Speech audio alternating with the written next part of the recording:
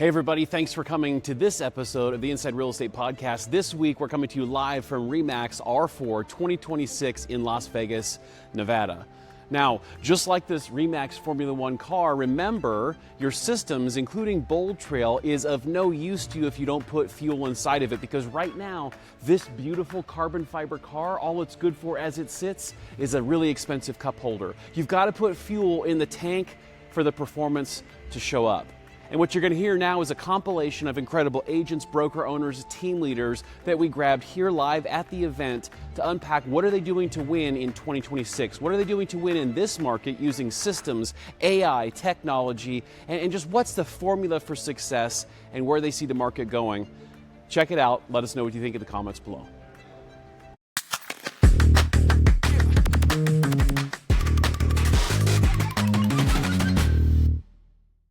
All right, so Paul Bradley, thank you for being here. Thank you so much. Now, tell us your story, because 30-second overview, you started in leadership, you were recruiting and developing agents, and you made a change. Yes. So started at REMAX Realty 6 years ago. I was recruiting, loved it, recruited a lot of agents.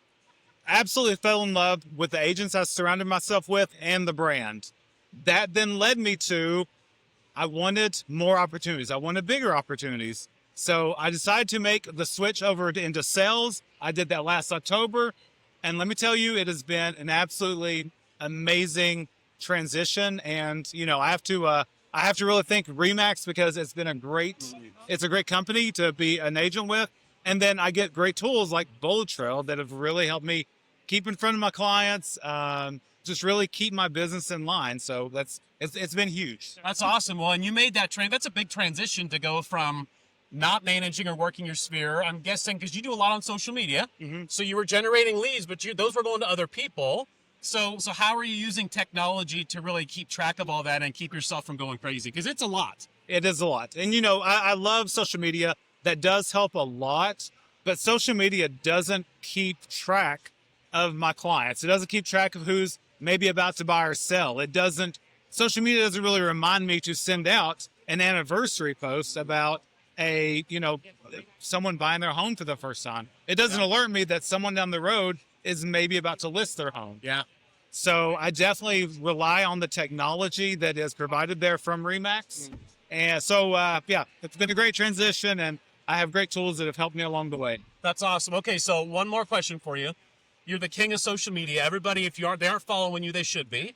And so you do a great job on social, but you're purposeful about it, and it's turning into leads. So what would you say is the number one mistake most agents are making on social media today? I think the number one mistake that people make is they try to be someone they're not. People love you. They care for you. So just be yourself. It can be very intimidating.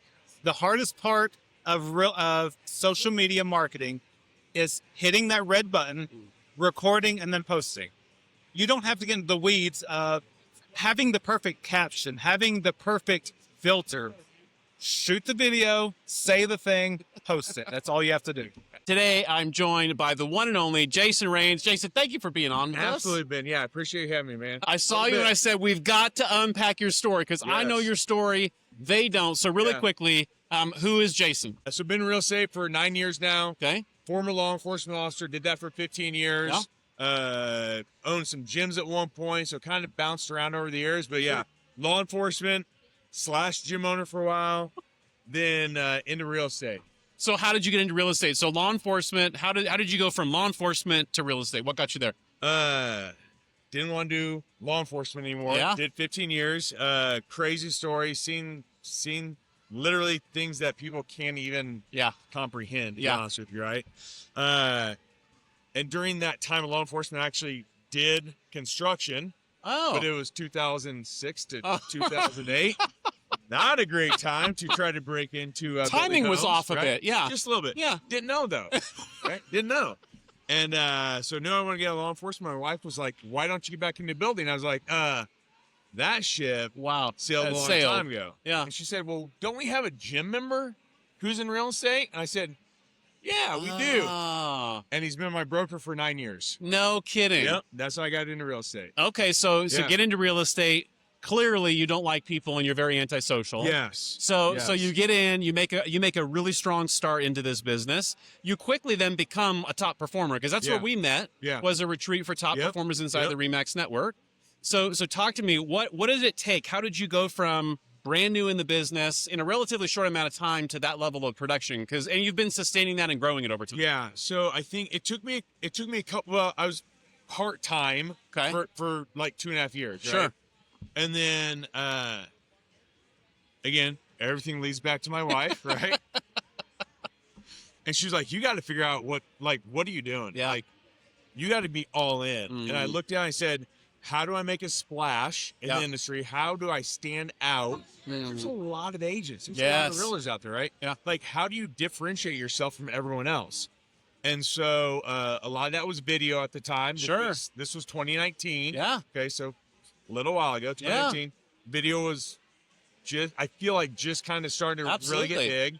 And I was like, you were doing it before it was cool. I don't care how I look on video. Yeah.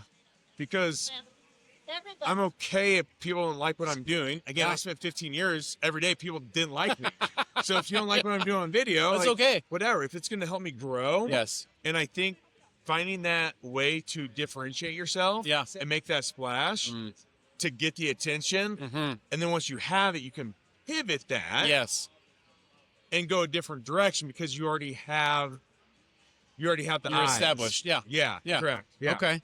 So you get in, you establish yourself, you do the things a lot of other people aren't doing, you make a name for yourself.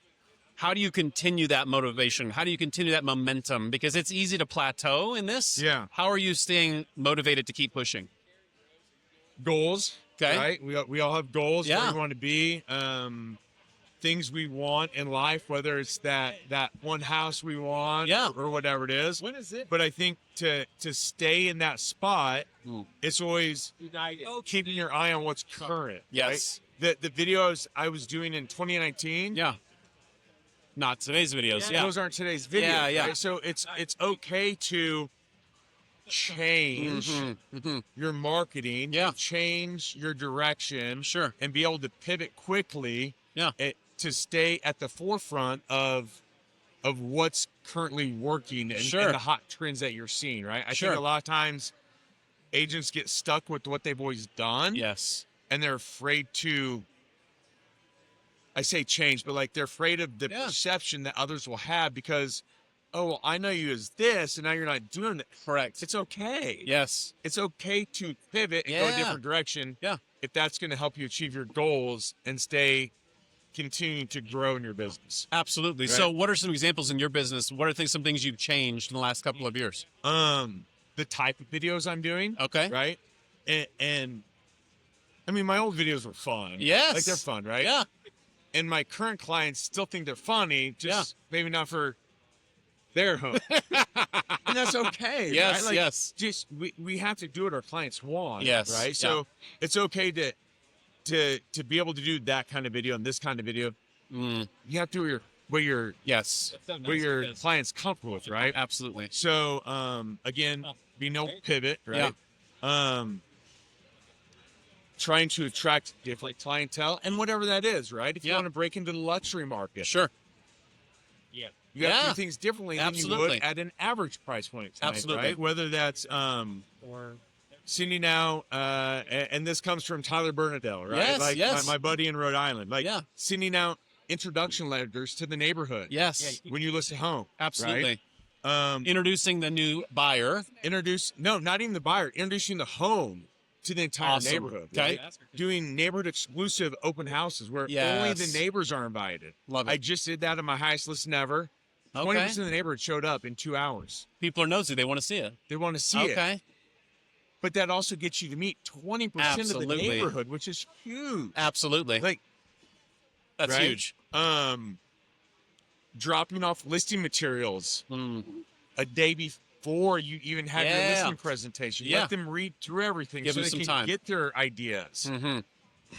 That's Not awesome. many people do that. Yes. That's what. So you're looking for yeah. ways to differentiate yourself. Yeah, correct. Still, whether Yes. it's in video, like I was doing, Yes. or just differentiating yourself amongst other agents on a more personal level. Yeah. At this point. Yeah. All right, hey everybody, it's Ben here, and I'm here with Erin Eicher, team owner at REMAX. Erin, thanks for being with us. Thanks, Ben. Looking forward to it. So tell us about your team, your background. How did you get in real estate, and what does your team look like today? So I actually am a recovering banker. I was a commercial lender for 15 years before I got into real estate.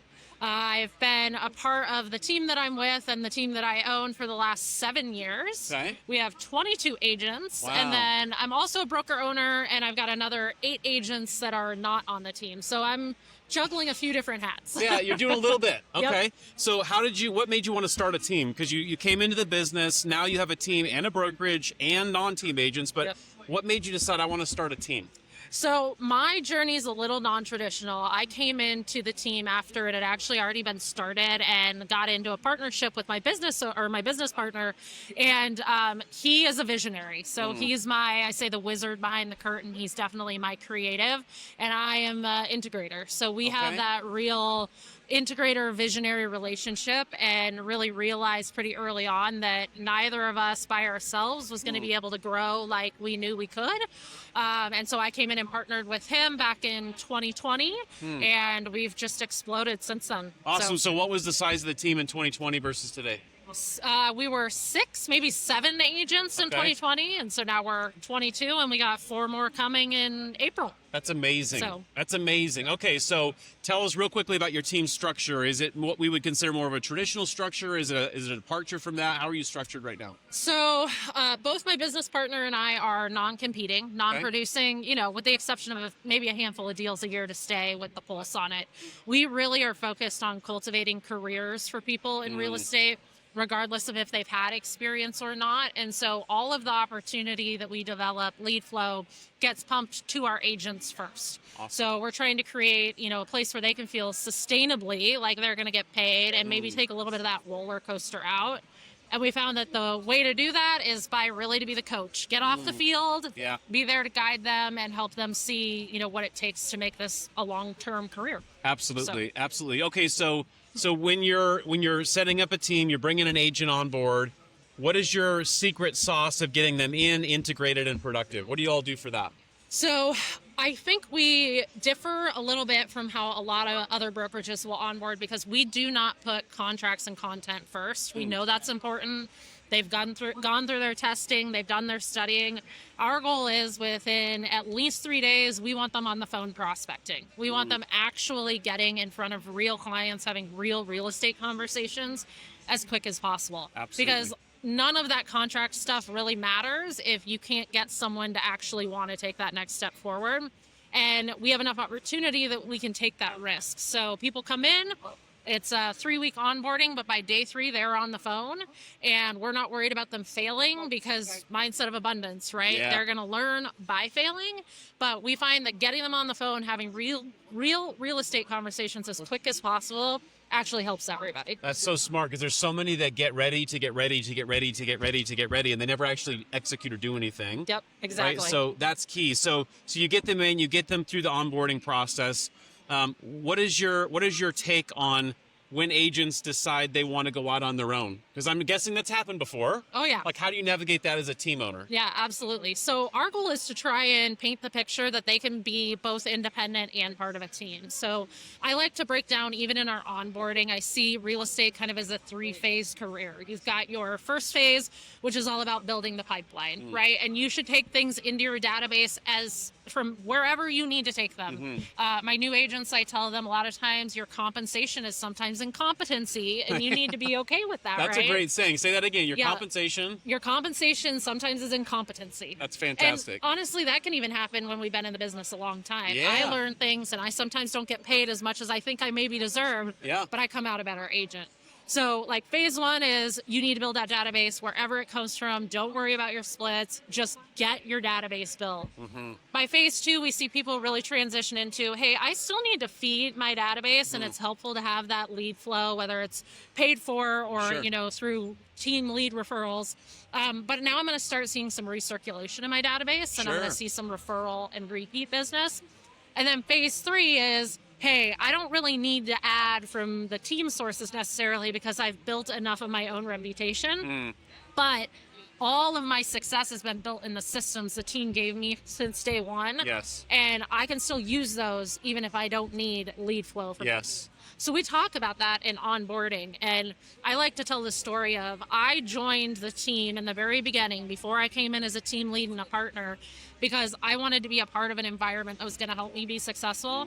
And I closed probably 10 more transactions that year than I otherwise would have if I hadn't leaned into the team. So not only do I believe in it because I own it, but my success early on was a byproduct of believing in it. Yeah, absolutely. Yeah, and it's that culture. It's the environment that you can't hide. Right. It's accountability. Yep. Right, but it's healthy competition, which is brilliant. Now, one thing you pointed out, and I think this is really interesting from a team standpoint, because a lot of team owners try to pretend like that conversation won't happen. Right. They try to pretend like people are never going to leave. Yep. But the truth is they're all going to leave. Yep. Whether they get out of the business or they decide to go on their own or whatever. But every one of the agents we have will leave in some way, shape, or form. Absolutely. And so you're going to that conversation first. You're not avoiding it. No. And you're laying out a plan saying, we have a path for you, regardless of what your end result looks like. I remember when I changed brokerages very early in my career, the managing broker, when I told her I was leaving, said, people transition in real estate all the time.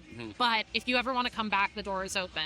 And so anytime now when someone's making a decision to leave, which thankfully doesn't happen all that often, I repeat that and I pay that forward. And we have had at least 3 people come back to our team after it's amazing. An adventure out on their own for about a year because they had to go experience and maybe realize firsthand that what they had was good. Yeah. They never would have come back if I had said, "Oh, how dare you?" Yes. Right. So yeah, and that's just ego talking. When people leave and feel like they disrespected the person, chewed them out, slammed the door. Yep. That's just the ego being bruised of the person who they left. Yep. Right? So you keep the door open, which is brilliant. And I'm joined by a great friend, industry expert, Donald Porter. Now, Donald, you're an agent. You're also an expert in AI. Yep. But here's what I like about Donald, and I'm going to tell you the truth here, and he's here. Don't let your head get too big. But here's the truth.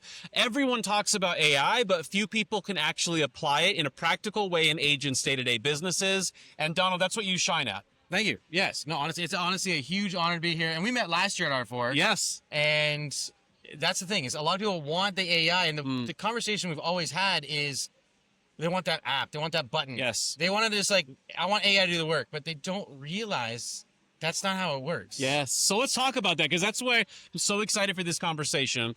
Let's start here because I think this is like the premise for where we're going to go today. Where do you see being the biggest mistakes agents are making today with AI? Because it's all the buzz, and I know a lot of people do it and use it because they think they have to, but a lot of them are using it incorrectly.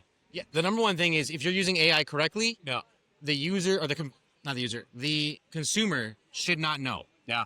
The consumer right now craves authenticity. The more AI is in your life, the more IRL in real life gets valued.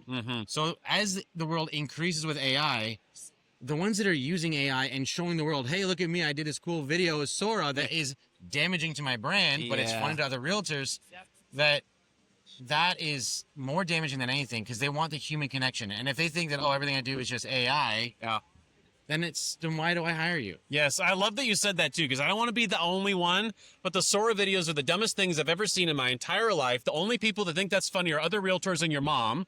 It has nothing to do with your consumers, right? So if that's the wrong way, what would the right way be? Like if you're coaching the folks listening, watching, what are some ways practically, tangibly, like today they should consider using AI? In the middle. So the best way I describe the AI to begin with, and whenever I'm doing a keynote speaking on AI, let's just grab these 2 ladies here who aren't even paying attention. Yeah. And we're going to pretend that one is going to go walk to the next hotel, which it's Vegas. It's like a half a mile at least. Yeah. And the other one, before they leave, now the first girl, she's going to take time, energy, and effort to get there. She knows how long it's going to take. She'll do it. Going to be a little tiring. Yeah. But the second girl, we're going to pretend that she's going to never have heard of a bicycle. We're going to give her a bicycle. She's going to look at it. She's going to examine it. I got a 5-year-old who just learned to ride a bike last year. Yeah. And watching him wobble, fall. She's going to go through that again as an adult, though. She's going to learn how to steer. She's going to learn how to pedal. Once you get over that learning curve, though, she'll get there faster and more efficiently. And the second time they do it, she'll smoke that first girl right away. It's a little easier, yeah. But the thing is, she still has to pedal. It's not taking over. If you let AI just take over on your business, it starts to hallucinate, falls off the rails, and then you don't get the desired output, and you're like, man, I don't know what's going on, I'm giving up on this, or it's giving me a bad output, but it's good enough because I used AI, so it's got to be amazing. Yeah. No, that's not how it works. Yeah. So in the middle, so anything that you do, whether it's search marketing, disturbance marketing, or any form of tool to do lead gen in that marketing space, use it in the middle. Use it to increase your algorithms. Use it to answer questions that people are searching. There's a great app called Answer the Public. Answer the Public? Answer the Public. Okay. So it's a one-time fee app, and you can pay for higher things like SEMrush and other AI tools. But these are what people are putting into chatbots, into search engines. These are things that people are asking. Answer those questions. You might have a ton of knowledge on a septic system. Yeah. But maybe you answer the question people have about a septic system. Yeah. How does a septic system work? That's a pretty common one. But what if it was, how far back should a septic system be? Most people don't even talk about that. Yeah. But if you start answering that question, then you're found. Absolutely. So, so let's talk more about that, because I think that's interesting. I think another thing that I'm hearing a lot from agents is trying to use AI to increase their ranking. But the way that a lot of them are doing it are just copy and pasting output from ChatGPT or Gemini and pasting that in a blog or pasting that. And it's it's the worst thing. Like, you're actually doing more damage than you are good. Would you agree with that? 100%. So with AI is just regurgitated information. And again, with AI, IRL, in real life, becomes more important. So search engines, search engine, AI, large language models, they are hunting for the source of the information. So if it triggers and realizes that over 80%, depending on the model, 80% is written by a large language model, then it's not the true source. Sure. But if let's say I wrote an article and I tagged you in it and you copied that article and put it on your website in a blog section, but it was authentically written, you can write it with AI and then change a whole whack of stuff. Sure. But I write the article, we share it on your blog site, put it on my blog site. Yeah. The only thing that changes is I tag you. Yeah. You hyperlink this is written by Donald Porter, you hyperlink it back to me. Now, Ben and Donald are talking to each other. It's almost like a bunch of kids on a playground. And someone's like, hey, Ben. Teacher walks by and is like, they're friends. But then Jeff says, hey, Ben. And Rebecca says, hey, Ben. And all of a sudden, they're like, the teacher's like, what's going on, Ben? I got to start noticing Ben. Everyone's talking to him. Yeah. So then that's when you start getting elevated, because all what they call backlinks are starting to shoot your way. And because they think that you are the creator and the origin of all this information. Yeah. And that is happening in Google, in Gemini. Yeah. In the website section. Yeah. It's also happening in social media. Okay. Before, influencers were paid because of how many followers they have. Yes. My wife doesn't even have 1,000 followers on Instagram, but she's paid by Meta because she doesn't use AI and because she adds value. Yep. And that is the key. Add value. Yeah. Hey, everybody, here with Joey Stanbery, the Bold Agent, here at REMAX R4 2026. Joey, where are you from? Tell us a little bit about yourself. So I am the Bald Realtor, Joey Stanbery from Dallas, Texas. I am with DFW Associates. And yeah, very excited to be here, man. Awesome. Now, we've known each other for a little while. Yep. And I want to make sure we go back a little bit to give everybody context, because you've shared a story with me, and this is why for the longest time I've wanted to be able to interview you. Yep. Before you got into real estate, you were doing something else. Talk to me real quick about that. What were you doing before real estate? So I was a glorified toilet paper sales guy. Okay. I worked for a company that we delivered toilet paper, paper towels, cleaning chemicals, anything for a facility, to clean a facility, I sold it to them. Our largest client was a hospital in Dallas. Oh, wow. A very large hospital. So, So when COVID happened, the hospital started ordering a lot more, and other places weren't. And so I got furloughed. Got it. Yep. So then you found yourself at a decision point. Yep. Right? You needed to do something to support the family. And is that how you got into real estate? What led to real estate specifically? So about 6 months before I got furloughed, I would say mid-2019, around the summertime, I just decided to we were in the process of adopting 2 additional kids, and I already had one at the time, and we needed extra money. We literally couldn't rub 2 pennies together. We're in credit card debt, very depressed, very upset. I was like, my wife didn't know about any of this. I kept it all from her, which is never a good idea. And Note to self. No, don't do that. And so my brother's a realtor, been with REMAX for 20 years, and so Okay. I was like, I wanna try it. And so again, no money, so I had to go run DoorDash. I tell you, the one of the most humbling things is when you run DoorDash to somebody you went to high school with, and you're a grown man, and they're like, they look at you like, oh yeah, that was humbling. But everything that happened in that time in my life for those 3 months, I was saving up money to put myself to real estate school. Awesome. And it developed a character and character traits in me that are invaluable. Yeah. And so I put myself to real estate school and had a mindset of, hey, I'm on a 12-month plan. I want to be full-time in 12 months. God had a different plan. Yeah. And so January was when that happened. Got my license and everything was ready to rock and roll. January 2020. And then we all know what happened a couple months later. COVID.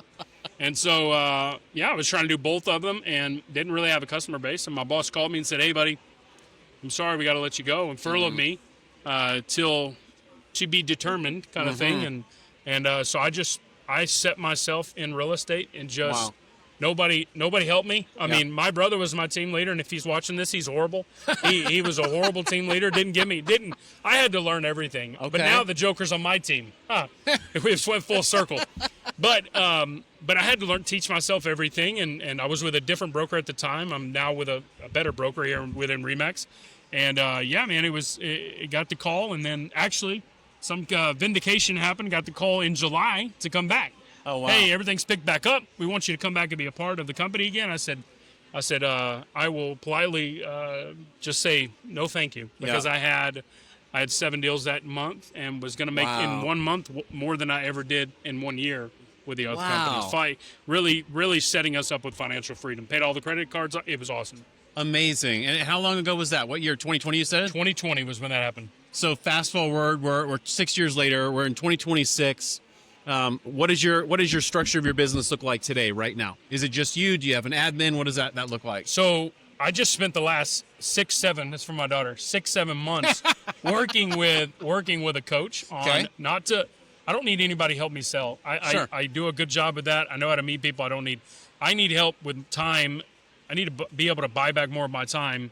So I built in a back-end system to automate last year. Automate, delegate, eliminate everything that is not a money-making activity. Say those again, those three. Automate, eliminate, delegate, or Love automate, that. delegate, eliminate. Yep. In building that process, it cost me some money working with a coach, actually another REMAX agent. Awesome REMAX agents, and worked with her to really build the system to where it added a virtual assistant, which I was very hesitant to do. Sure. But it has been 2 months and it's been amazing. Wow. Transforming her life. She's in the Philippines, and I gave her a bonus the other day, and she was so happy. It's an amazing feeling. And then I have a TC. Okay. And then I have a team of 2 other agents right now. Well, 3, including my scrub upper brother. It doesn't do a ton of business. But I have 3 agents on my team. So we're a team of 4. Okay. Going after big fish and big whales. Okay. I don't want to bring on new agents. I want to go after the big ones. Sure. Went through Recruiting 101 at HQ. I need a discount for that. Went through Recruiting 101, and it changed my whole philosophy of team building. And so we're going after big ones. I want to be the biggest team in 5 years in Dallas, Texas. I love it. No doubt in my mind that you will be. Hey, everybody. I am joined by my good friend, Shayla Wilhoit, broker owner, REMAX Heritage. Shayla, thanks for being here with us. Yeah, thank you for asking me. It's an honor to be accompanied by you. Oh, come on. Okay, now let's hear most importantly, let's hear about Shayla. So give us Reader's Digest version, your backstory, your background. How did you get into real estate, and what do you operate currently in real estate? Yeah, it was never anything that I intended to do. I didn't even really know that it existed. Got into the business in 2006. Okay. Of all times, you can imagine what getting timing. into real estate was like in 2006. Prior to that, I worked for 8+ years in the court system. Oh. So I was an administrative assistant for a district judge. I knew all of the wrong people, and I finally realized, because I would go into the store and people would talk about all the people they would run into, and I'm like, yeah, the ones I'm running into, I'm not really waving at and having conversations with, and that's not me. I mean, you know me, I want to connect, and so had somebody reach out to me. They were doing a rebrand, splitting with their previous business partners, and so had talked to me and asked me if I had ever been interested in real estate, and you know me, I'm always like, tell me more before before I say yes. So met with them and felt like it was a great match. Okay. I was with them for, goodness, I can't do the math when I'm put on the spot. I just know I've been in the business for A long 20 time. years. Okay, So, yeah. and I'm very loyal when things match my vision, match where it is that I want to go and my core values. So I was with them for, I think, at least 8 years. Okay. What I found stepping into, we'd have a weekly meeting. Okay. And every meeting I would step into it, and it was always the same conversations, right? Like, what's your view of this? What should we implement? What should we do? Yeah. And there was never any movement. And I don't like being stagnant. stuck. Absolutely, because I feel like we only get one shot at this life, and we want to make it the best. Yeah. We want to be the best. And I'm not talking about success. I'm Yes. talking about just that internal desire just to grow and evolve. And I was we had an open office space and was sitting at a desk and got the phone call from a REMAX franchise sales because I was doing well. Yeah. And he said, have you ever thought about owning your own office? And again, never even thought that was an option or an opportunity. Keep in mind, my current broker was sitting behind me. And of course, I'm like, tell me more, but Awkward. don't tell me more now, right? Let's schedule some time to meet. And at that time, gosh, I don't even know how old I was. That would have been 2013 when I purchased my first REMAX franchise. Okay. Was very uncomfortable. Had no idea what was in store for me.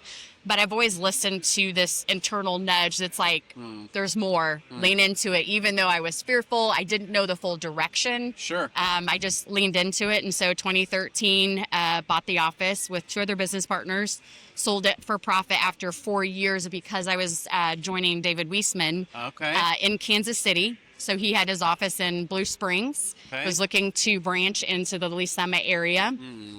And I'll never forget this because this is such an important part of my story when you talk about leaning into, that nudge. Yeah. He calls me and I'm standing outside of my driveway. Keep in mind, I've lived in this community for 19 years. Wow. I knew everybody, Yeah. right? I would go to the store. My kids were in school. We were just connected into the community.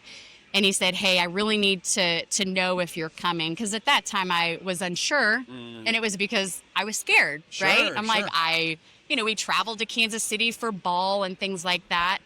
And I was standing outside in my driveway and he was like, I need to know if you're coming. And I tell you, the words Wow. I will come came out of my mouth. I hung up the phone and I went, what did you just do to me? Seriously, like I get Wow. this tingle, this just feeling right now, even sharing that story with you. Yeah. Because had I not said yes to that, I wouldn't have experienced all the things. I wouldn't have met my husband. I wouldn't be a broker owner of 3 offices. I wouldn't be inside of this incredible brand Yes. again so many years later, not Yeah. have met you. Like the Wow. passion that I have for just growth and transformation is just truly the story of my life now that I Yeah. look back on it. So thank you for letting me share that. That's Hopefully it amazing. wasn't too long-winded. No, not at all. It's amazing because you did what a lot of people fail to do, and that's take the leap. Yeah. Right? Because the leap is scary. Like you didn't know what the outcome was going to be. You didn't know what the future was going to hold. Right. But you just trusted that gut feeling that this was the right thing. Yeah. And it's proved to be an incredible opportunity for you. And now, so thinking back of the person that said, I'll come then, and the person you are today, how much personal growth has happened between those two people? Tremendous. Like I wouldn't even recognize that person in the driveway Yeah. today. And so many people look back on all that and they're like, oh, I would change this. I wish I would have done this different, Sure. that different. I am one that can sit here today and say there is not a single thing that I would change about the ride. Even after I said yes the first 6 months, Yeah. I was crying myself to sleep. Now that's an important one because some people would try to leave that out to make it look or sound better. This is not going to be a sexy conversation because you're not going to buy into that because Correct. then you're not relating to it. You don't think like, oh, I could do that. Yeah. But where I'm sitting right now, Ben, like it is just, I'm so grateful and so humble for the opportunities that have come up along the way. It was a lot of reading, a lot of self-reflection, Yeah. a lot of tears and questions, but I continued to persist. Yeah. Like it was I didn't die. And I use that phrase a lot. Now they're like, well, I don't really want to do this. And I'm like, you're not going to die.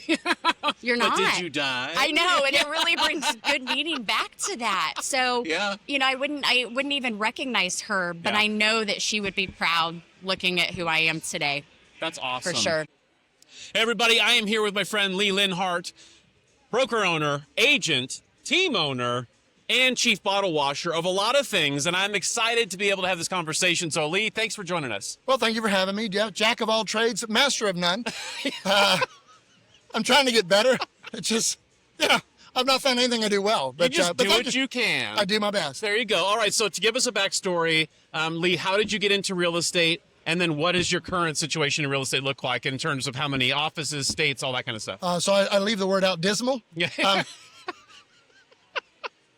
I took appraisal, I took real estate law, and I took real estate finance in college. Okay. Enjoyed it immensely. Shortly, just before that, just as I went to college, my mom started a small little real estate company. Okay. She grew. I enjoyed seeing that growth. And it was always fascinating. So I took that. Out of college, she didn't want me to come back and sell real estate. She said, I paid for an education, go use it. Use it, yeah. So I worked for the world's largest accounting firm, Arthur Andersen in Dallas. I've never had such a boring job in my entire life. It was miserable. I was sitting in a cubicle, coding programs and doing finances, and I don't think that's the plan God had for me. Yeah. Hated it. And thank goodness they have layoffs, and the last ones in are the first ones out. Yep. And I think that was a sign from God that please get out. Yeah. So you can't get any more matter of fact there than you that. go. So I called Mom and said, hey, I believe I'm coming home. And she said, oh my God, I paid all that money for college. And what for what? Yeah. To have a realtor. And I'm like, well, you have a real estate company. So I went back. I found out my first year, I was so dumb in real estate, I didn't have a clue. But I had these courses in college that were supposed to tell you everything. Yeah. Didn't teach me a dadgum thing. Yeah. Nothing practical. No. Yeah. Well, and then I started following some of the great trainers out there. Howard Brinton bringing people together. Floyd Wickman. Yes. Mike Ferry back in the day. Yeah. Some of the oldies but goodies. And enjoyed it. And I thought, and you kind of figure out how real estate works and what it takes to be successful. Yeah. I grew up poor. I didn't want to be poor again. Yeah. And real estate seemed to be the quickest avenue to attain the goals I wanted to attain. Got it. And I was willing to put the work in. Yeah, that's the key. No kids. So I worked literally almost 24 hours a day. Sure. Well, by age, I was 22 when I started. By age 26, I made my first $1 million. That's awesome. I peed it away by 27. Stupid stuff. Yeah. So I learned to invest in real estate. So I found out I had an addiction to play Monopoly in real life. And I bought one house a month, or not house, or building. Sure. For 4 years. Got it. And that's paid off. A lot of those are paid off now. Yeah. And that's my retirement. That's awesome. But in that, I learned the hard way on what it took. I sold, my average was 100 houses a year. Okay. Every year. And I came from a small town. There was not a way, at that time, no one had really done that. Maybe one other person. Sure. And I tried to get a system, because I think you do have to have a system at that kind of volume, Yep. to make it where it's easy, quick, and we did it. Well, so back then we had such small houses, it was $20 million a year. That's where I went. Yes. 100 properties, $20 million a year. And our average sales price when I started was $89,000. Wow. Woo! They went all the way up, I think. And I still sell. I Yes. still sell. I peddle. So I learned the hard way on what it took to be a real estate agent. Yeah. Well, after you do so many years of the same thing, you kind of want to share that. Yeah.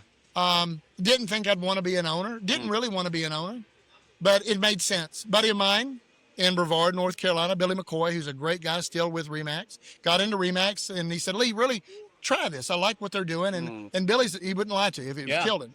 I said, let me check. So REMAX came out and they did their pitch, and I thought, that could really work. So I did it. I started with 6 agents. 1 died and 1 moved away and retired. So I had 4. That was probably the dumbest business move I'd ever made. And I'm selling like crazy just to pay the bills. Yeah. So I thought, there's got to be a better way. So I found some of the trainers and some of the stuff with momentum. Yep. Yeah. That how to recruit, how to teach, and that kind of stuff with REMAX. And then we started growing. And we never looked back. I know we're over 500 agents now. Okay. Maybe toward 550. I don't know. Yeah. Each one of them has my cell phone number. They can call me at any time. I believe. And that's not just a line for this show. Like, that's the fact. I've seen it. I've been driven in the car with you. You have I've been watched with me. it. You Yeah. have seen it. Well, not all of them call. Sure. I speak in a month's time between speaking and emailing and texting. I probably am in contact with 200 to 250 a month. Sure. The other ones, I believe in trying my very best. I can't say that I do it all the time. Sure. But at least being in each office one time a month. Yeah. And at 27, 28 offices, holy cow. Yeah. I've got about a Ford F-150, which I love, 4 months ago. Yeah. And I've got 18,000 plus miles on it. But it's because you're that committed to being there. that's correct. Yeah. Well, and I'm not knocking other owners, but, if there's an issue, I can address it on the ground when it's in its infancy. Yes. As opposed to say, hey, I'll get to you when it becomes a huge problem. Right. Bad news doesn't get better with time. That's correct. Yeah. Well, I had one, an agent, a big agent of ours, was upset with one of his brokers. I'm upset with the same broker most of the time. But he was not getting where he needed to go. Yeah. So he said, can you call me? Sure, I'll give you a call. So we had a conversation. We had an understanding, and we're moving past that point. Yeah. And that's the kind of office I want to do. Yeah. And I don't ever want to retire. I'd like to slow down maybe a little if that's possible. Sure. But I really believe, and I'm not trying to get preachy, but I believe if God gives you an ability or a skill, whatever, or you master something, I think you need to pass that legacy on. And I see so many agents out there struggling. I know Ricky Caruth, who I adore, was speaking this morning. Yeah. And same thing. Yes. He's helping people. Yeah. I see him struggling. Now, the thing I've learned, a lot of agents want to become rich or they want to hit their goals, but yet they don't want to put forth the effort. Yeah, there's a lot of effort involved. Oh, and I can't fix that. Yeah. Let's face it, it gets down to making the contacts, the prospects, making the connections, being a friend, being a mentor. And a lot of agents just don't want to put the effort. Yeah. Or they want to do it for an hour or 2 hours. It doesn't work that way. Correct. And I feel sorry for them, but there's nothing I can do for them. Yeah. And I've just gotten to the point where, especially even with a new agent, in 3 months where they're going to stand. Hey, everybody, thanks for tuning in. I am so excited to be here with REMAX's EVP of Strategy, Mr. Travis Saxton. I was so excited that you were able to take some time because I want everybody in the REMAX world who are our customers and our dear friends to hear straight from you because you've not been here a whole long time, but you've made some big, awesome waves. So let's talk about when did you join REMAX and kind of how did that whole process start? Yeah, so exactly 1 year ago. Okay. I met Eric at a T360 event, which I was hosting, and he was fresh in the industry. Didn't really know the real estate industry. So he told himself, I'm going to surround myself with people that know the industry. Saw me speak at one of our tech summits, and I had a lot of cool technology on display. I was thinking differently with how we do that. And so ultimately that led to several conversations, and I ended up consulting with Eric and writing a playbook for their future. Are they going in the right direction? Which, what do they need to do to rebuild their value proposition and get their swagger back? Yeah. And so we did that, and it turned into, holy cow, they liked it. That's what you're seeing here. The energy, almost everything on display was written back when I was at T360. Awesome. And so the energy is high, but it's really been a labor of love. Yes. And all of us have been behind this at the whole leadership level. Yep. And so we've got some amazing new talented teammates, not just me, but Chris Lim and Tom Flanagan and Daniel Dennis, Don Kotick. So lots of great talent that has come in. It's amazing. It's amazing. And we know REMAX, incredible, iconic brand, tons of passion, incredible network of people. And yet it was an opportunity to change the thought process a little bit. And so here you come, and you've got some great ideas, and you've made change happen very, very quickly. I want to just unpack with you, so for those listening, how have you been able to come in and get change to happen so quickly? Because it's overwhelming, right? People don't like change. We just know that's about humans. How have you been able to get this momentum built so quickly? Because it's really remarkable to see. Well, I'd like to start with the credit doesn't go to me. It goes to Eric for paving the runway and just allowing me to fly and take off. There you go. He saw the vision. He knew what it was capable of, and he just unleashed me. Yeah. And he's still doing it today. A year in, I have no roadblocks, and because of that, everybody's seeing it, feeling it. It's working. Our 1,250 agent conversion in Canada is a massive win for REMAX. Yeah. And that's kind of the scoreboard, right? Absolutely. The talent's one thing. The value proposition is another thing that's a little harder to measure, but it's the scoreboard that matters most, and the results. And we saw that with REMAX Hawaii, and then REMAX Your Community and REMAX Connect in Canada, and we got more coming. That's so awesome. All right, so you've got a ton of projects. I know we'd be here for like 6 hours to hear about all of them. What are you most excited about right now in terms of the projects that were maybe unveiled here, or things that you're working on right now? Yeah, so I would say I'm staring at my innovation lab right in front of me. It's beautiful. It's awesome. It pops. I love the future of homeownership. Our move with BossCat to integrate from inspection to estimates to local labor costs to actual repairs inside of the home to smart home devices, and the whole story that wraps the home in a technology layer that allows that homeowner to connect with us long after the sale, using our Home View app by BoldTrail to weave that story together. Your painters, your plumbers, your electricians and stuff like that.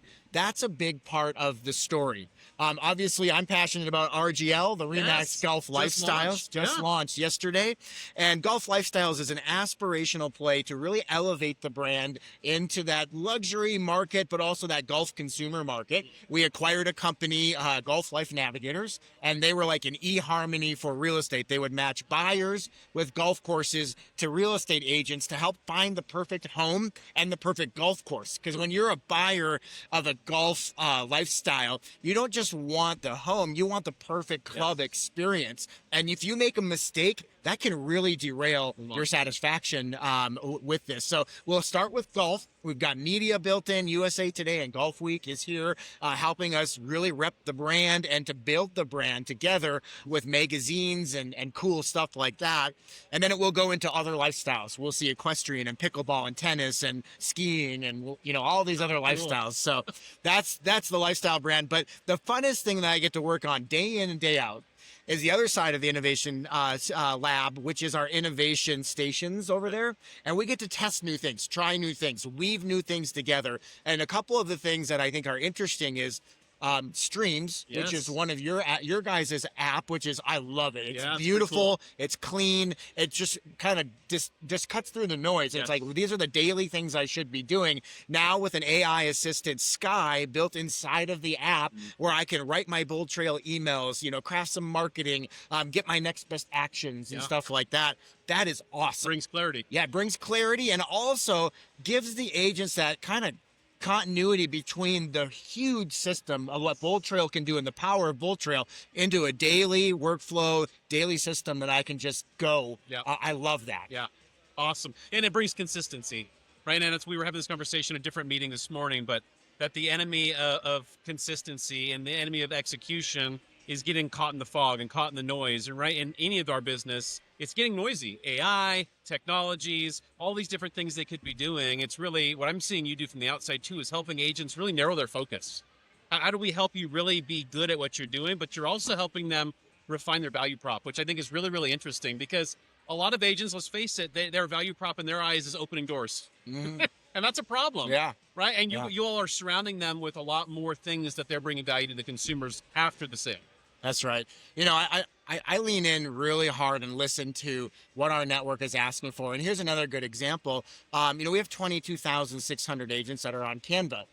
And so we built that into our marketing studio. And then we saw a really nice appetite for Property Boost as well. And so we're working on now integrating Property Boost into the marketing studio where we all win. The data's flowing. We have the bestseller report in the industry. Like those are examples of collaboration where we're working together. Home Search AI, another cool cool, innovative tool that is now coming to REMAX agents on our BoldTrail agent office and team websites, and then soon after our remax.com and .ca.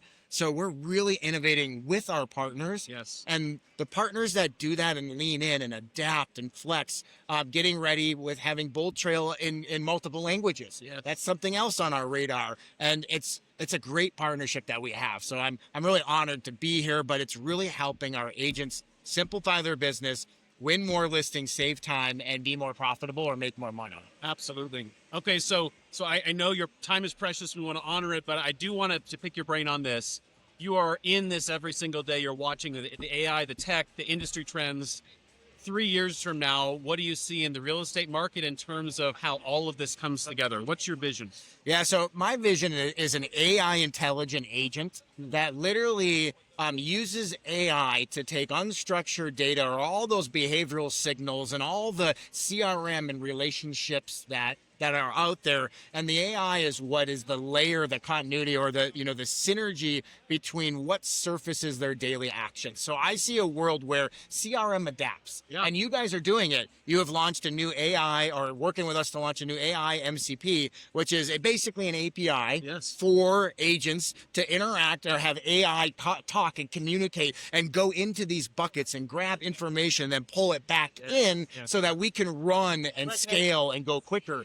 That's what I see as the future of our industry, and it still needs powerful solutions like you guys to help fuel the data behind it and the systems, but then to unlock it so that the agents can go in and really alter and do business the way they want to do business. Every agent is different, and the AI will actually help us unlock that. Yes. And so I love that we're going to be partners for a long time, and we're going to be working on these new strategies. And sometimes it's like, the fact that you guys have identified, maybe we can't be all things to all people, and we need to unlock this layer so that AI can kind of dip in, build our value prop. That's huge. Yes. And that's a big testament to you guys on the BoldTrail side. Well, it is our vision is the same as yours. We want to empower agents to do more deals in less time. We want to make the industry better than it is, and we are so grateful for the partnership with REMAX. I really appreciate your time. Thanks for being with us. Thank you, Ben.